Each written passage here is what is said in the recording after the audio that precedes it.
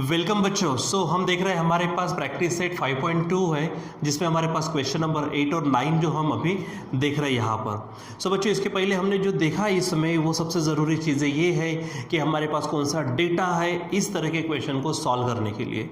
मतलब हमारे पास जो बेसिक पॉइंट्स होंगे, जो भी कॉन्सेप्ट हम इसमें पढ़ते हैं वो सब आपको मालूम होना चाहिए। और जिसमें से है पहला डिस्टेंस फार्मूला, दूसरा है section formula for internal division, section formula for external division, फिर मिड पॉइंट फार्मूला, फिर सेंट्रोइड फार्मूला। ठीक है, तो ये सब फार्मूले हमने देखे हैं। जैसे कि डिस्टेंस फार्मूले का पूरा अगर वो फार्मूला है तो root of x2 minus x1 का whole square plus y2 minus y1 का होल स्क्वायर। इंटरनल डिवीजन का फार्मूला क्या है हमारे पास, mx2 plus nx1 upon m plus n comma my2 plus ny1 upon m plus n, ये हमने देखा है। उसके बाद में एक्सटर्नल डिवीजन के लिए बस जो इंटरनल है वहाँ पे माइनस कर दो। ठीक है, फिर उसके बाद आता मिड पॉइंट फार्मूला। तो मिड पॉइंट फार्मूला है x1 plus x2 plus x1 plus x2 upon 2 comma y1 plus y2 upon 2। और लास्ट में आता है हमारा सेंट्रोइड फार्मूला अभी तक के टॉपिक के लिए, तो जिसमें हमारा फार्मूला है g, हम सेंट्रोइड को हम g से बताते हैं। और सेंट्रोइड क्या होता है तो ये आपको सबसे पहले मालूम रहना चाहिए कि कोई अगर ट्राइंगल है, अगर मैं उसकी मीडियंस को अगर जोड़ दूँ, ठीक है, मीडियंस निकालो, तो जहाँ पर तीनों मीडियन इंटरसेक्ट होती है that intersection point of all the medians of a triangle is called as centroid. इसको क्या कहते हैं हम, सेंट्रोइड। और इसके अगर कोऑर्डिनेट्स अगर देखते हो तो फार्मूला क्या कहा मैंने, x1 plus x2 plus x3 upon 3 and y1 plus y2 plus y3 upon 3. This is the formula for finding out the coordinates of the centroid. ठीक है, so that you have to keep in mind. Now we have to see the problems. देखो हमारे पास है problem number 8।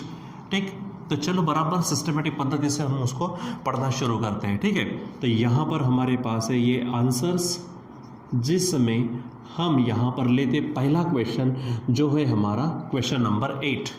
ठीक है, तो चलो पढ़ते क्या है। देखो, इन ट्राइंगल ABC, सबसे पहली बात जो उन्होंने दिया हम भी हेडिंग दे देते हैं, इन ट्राइंगल ABC। अब देखो G के कोऑर्डिनेट्स दिए हैं तो मैं यहाँ ले लेता हूँ coordinates of G, they are -4, -7। ठीक है, आगे इज द सेंट्रोइड। आगे if A and B they are having the coordinates, देखो उनके कोऑर्डिनेट्स दिए हैं तो मैं A के कोऑर्डिनेट्स लिख देता हूँ -14, -19। याद है मैंने जब वर्टेक्स A लिया था, जैसे ये हमारे पास ट्राइंगल है ABC, तो इसको हमने x1 y1 कहा था, इसको x2 y2 कहा था और C वाले को कहा था x3 y3, और G हम उसके कोऑर्डिनेट्स निकालते हैं। तो आप इसे नाम दे दीजिए x1, y1। दूसरा हमारे पास है B। ठीक है, तो B के कोऑर्डिनेट्स है यहाँ पर 3, 5, जिसको मैं नाम दे दूंगा x2 y2। और उसने कहा क्या है, then find the coordinates of C।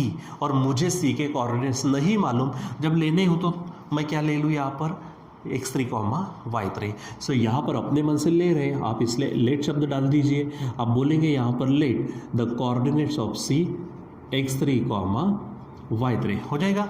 इस प्रकार से हमको ले लेना, यानी हमारे पास ये G हो गया, ABC के हमारे कोऑर्डिनेट्स तैयार है। अब हम थोड़ा टेक्निकली यहाँ पे जाते हैं, मैथमेटिकली जाते हैं। क्या कहा है वहाँ पर उन्होंने, देखो सेंट्रोइड कौन है, सेंट्रोइड G है। तो यहाँ पर मैं लिख देता हूँ as G is the centroid of triangle ABC। वो ट्राइंगल ABC का क्या है, सेंट्रोइड है। तो चलो हम यहाँ पर क्या करते हैं, बाय सेंट्रोइड फार्मूला।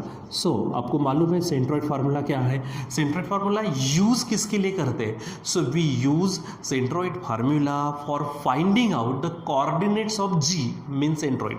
यानी हम यहाँ पर G के ही कोऑर्डिनेट्स निकालते हैं। तो पहले फार्मूला लगा लेते हैं। तो यहाँ पर G के कोऑर्डिनेट्स क्या होगा, formula x1 plus x2 plus x3 upon 3 and y है यहाँ पे y1 plus y2 plus y3 upon 3, ये आपको ध्यान में रखना है। अब मैं क्या करता हूँ, अपने अपने जगह पे उसके वैल्यू रख देता हूँ। ठीक है, तो ये देखो G, तो G के कोऑर्डिनेट्स क्या है हमारे पास, ये तो G के जगह पे रखेंगे -4, -7। ठीक है, अब एक एक वैल्यू रखो। देखो x1, x2, x3, तो x1 है -14, x2 है 3 और x3 मालूम नहीं, वही निकालना है तो उसको वैसा ही रखेंगे। तो चलो x1 की जगह पे -14 प्लस x2 की जगह पे आएगा 3 प्लस x3 जैसे का तैसा अपॉन 3। ठीक, चलो यहाँ पर काम करो, y1 y2 और y3 तो नहीं रखना है, लेकिन y1 और y2 होगा ये, सो हम यहाँ पे रख देते हैं -19 प्लस y2 होगा हमारे पास 5 प्लस y3 को रखिए आप वैसा ही और अपॉन में होगा 3। ठीक है बच्चों, अब यहाँ पर इसको थोड़ा सा सिंप्लीफाई करते हैं, सॉल्व करने की कोशिश करते हैं। सो लेफ्ट हैंड साइड में हमारे पास है -4 -7, यहाँ आप देखो तो -14 और 3 ये बनेगा -11 प्लस x3 अपॉन 3। ठीक, चलो यहाँ पे -19 और 5 ये बन जाएगा -14 प्लस y3 अपॉन 3। ठीक है, ये आपको ध्यान में रखना है। अब आपको यहाँ पर क्या करना है, थोड़ा सा अच्छे से सॉल्व करने के लिए देखो जो टेक्निक है, हमने इसके पहले भी लास्ट टाइम भी देखी है हमने। ठीक है, क्या था वो, अगर ऐसा आता है बीच में कोऑर्डिनेट साइन डाल दिया तो इसका मतलब क्या है, पहले के साथ पहला, दूसरे के साथ दूसरा, क्या बोलेंगे हम फट से, पहले के साथ पहला, दूसरे के साथ दूसरा। ठीक है, यानी यहाँ पर पहला कोऑर्डिनेट है -4 तो उसके इज इक्वल टू हो जाएगा ये, यानी -11 प्लस x3 अपॉन 3। ठीक, दूसरा आप यहाँ से एक लाइन वगैरह खींच सकते हो ऐसे, ताकि आप थोड़ा सा उसको बराबर सॉल्व कर पाए। यहाँ पे आप पेंसिल से लाइन खींचिए और उसके बाद में आप क्या कर दीजिए, उसको आप मिटा भी सकते हैं। दूसरा, पहले के साथ पहला हो गया, अब दूसरे के साथ दूसरा, मतलब क्या होगा -7 इज इक्वल टू, देखिए यहाँ पर क्या है -14 प्लस y3 अपॉन 3। ठीक है, चलो अब इसको सॉल्व करते हैं फटाफट। सो 4 3 = 12, लेकिन -12 is equal to this is -11 plus x3। अब -11 इधर भेज दो तो -12 plus 11 is equal to x3, और फाइनली x3 आएगा आपके पास में, देखो -12 प्लस 11 मतलब -1। ठीक, चलो इधर सॉल्व करते हैं तो 3 7 जा बनेगा 21, लेकिन माइनस आगे में है -14 प्लस ये है y3। अब इसको भी भेज दो तो ये -21 plus 14 is equal to y3, and finally y3 is equal to होगा -20 में से 14 को निकाल दो तो -7 होगा। अब यहाँ पर देखो, अगर ज़्यादा की होगी तो यहाँ से इसको आप रबर से मिटा सकते हो। ठीक, अब उसने पूछा क्या था, कोऑर्डिनेट्स ऑफ C। ठीक है, सो फाइनली लिखते हैं C के कोऑर्डिनेट्स क्या थे, x3, y3। ठीक, और इसीलिए C के कोऑर्डिनेट्स x3 है -1 और y3 है -7। ठीक बच्चों, तो इस प्रकार से हमारे पास क्या होगा, C के कोऑर्डिनेट्स फाइंड करेंगे हम। ठीक, तो इस प्रकार से आपको क्या करना है, जो भी चीज़ें हैं, मैं बार बार कहता हूँ, अभी भी कह रहा हूँ, आपको गिवन मटेरियल क्या है वो और क्वेश्चन क्या है वो, और उन दोनों को कनेक्ट करने के लिए आपके माइंड में कौन सी मेथड है, कौन से फार्मूले है, कौन सी डेफिनेशन है, डिस्क्रिप्शन है, किस तरह का नॉलेज है, ये सब चीज़ें। और देखो बच्चों, सिर्फ नॉलेज ही है जो आपको ऊपर लेके जाएगा। सो हमारे पास है क्वेश्चन नंबर 9, आगे बढ़ते हैं क्वेश्चन नंबर 9 के लिए। देखो क्या क्या दिया उसने, यहाँ पर देखो A के कोऑर्डिनेट, B के कोऑर्डिनेट, C के कोऑर्डिनेट्स दिए हैं, are the coordinates of vertices of triangle, यानी ट्राइंगल के बारे में दे दिया। सो ले लेते हैं क्या, फॉर गिवन ट्राइंगल आप लिखो क्या है, A के कोऑर्डिनेट्स क्या दिख रहे हैं, h, -6 A है, इसको मैं नाम दे देता हूँ x1 y1। दूसरा है B के कोऑर्डिनेट्स यहाँ पर दिख रहे हैं 2, 3 है, यहाँ मैं लगा देता हूँ, हमारे पास है, ओ सॉरी मैंने अब बराबर है, ठीक है 2, 3 है, इसको मैं लगा देता हूँ x2 y2 का टैग, और ये है हमारे पास में C को देखो क्या दिख रहा है वहाँ पे -6, 4 है बच्चों, बराबर ढंग से। ठीक है, हर चीज़ को आप बराबर ढंग से करने की कोशिश करो तो आपका आंसर आ ही जाएगा। ठीक है, so this are the coordinates of points A, B, C which are the vertices of triangle whose centroid is G। उसने क्या किया है, G दिया है सेंट्रॉइड। ठीक है, तो क्या है उसके वर्टाइसेस, सॉरी कोऑर्डिनेट्स 1, 5 है ना, इस तरह से आप बराबर देखते जाओ आप। ठीक है, बराबर देखेंगे तो ये तो काम होगा मेरे बच्चों, तो अच्छे से करिए।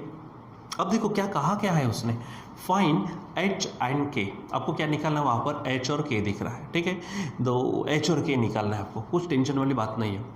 इसमें दिया क्या है, ABC वर्टाइसेस है ट्राइंगल के, मतलब ट्राइंगल है जिसका सेंट्रॉइड दिया है G, तो हम सेंट्रॉइड फार्मूला लगाएंगे। सो पहले वो लाइन लिख देते हैं, कौन सी, एज G इज द क्या है, centroid J is the centroid of triangle, given triangle. अब ट्राइंगल का नाम नहीं दिया, ले सकते हैं ना हम ABC बोलेंगे क्योंकि उसने पॉइंट्स दिए, ट्राइंगल ABC हो गया। अब सेकंड लाइन आएंगी हमारी बाय फार्मूला, नहीं फार्मूला कौन सा, by centroid formula, by centroid formula, ठीक है, इससे काम करेंगे। सो सेंट्रॉइड फार्मूला देता क्या है, तो सेंट्रॉइड फार्मूला हमको क्या देता है, सेंट्रॉइड फार्मूला हमको सेंट्रॉइड के कोऑर्डिनेट्स निकालने के लिए फार्मूला देता है। सो चलो सेंट्रॉइड के कोऑर्डिनेट्स निकालते हैं। तो सेंट्रॉइड के कोऑर्डिनेट्स यानी जी के कोऑर्डिनेट्स, फार्मूला तो सबको मालूम है भाई, आप सब कब से पढ़ रहे हो, x1 plus x2 plus x3 upon 3, इधर में है आपके पास y1 plus y2 plus y3 upon 3, ठीक है।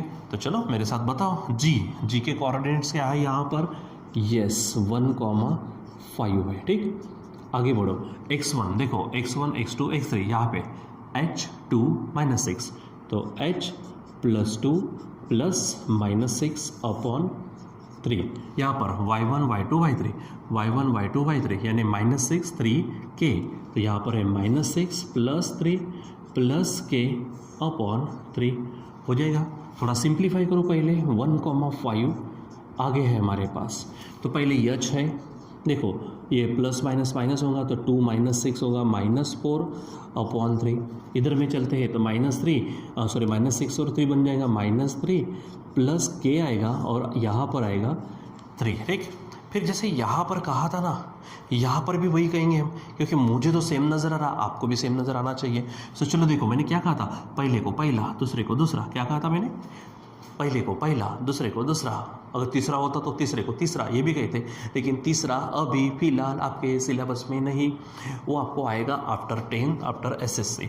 तो चलो यहाँ पर पहले को पहला यानी 1 के लिए क्या होगा, so 1 is equal to h minus 4/3, ये ध्यान में रख लो। फिर से मैं यहाँ पे क्या कर लेता हूँ, लाइन निकालता हूँ ताकि थोड़ा सा हमारा सिस्टमेटिक पद्धति से आए यहाँ पर, ठीक। अगर बाद में मैं लाइन मिटा भी दूंगा। सो हो क्या, 1 के लिए ये, अब दूसरे को दूसरा यानी 5 के लिए ये, तो चलो फट से बताओ क्या होगा, 5 इज इक्वल टू ये है क्या हमारे पास -3 प्लस 4 अपॉन 3, और अब सॉल्व करना शुरू।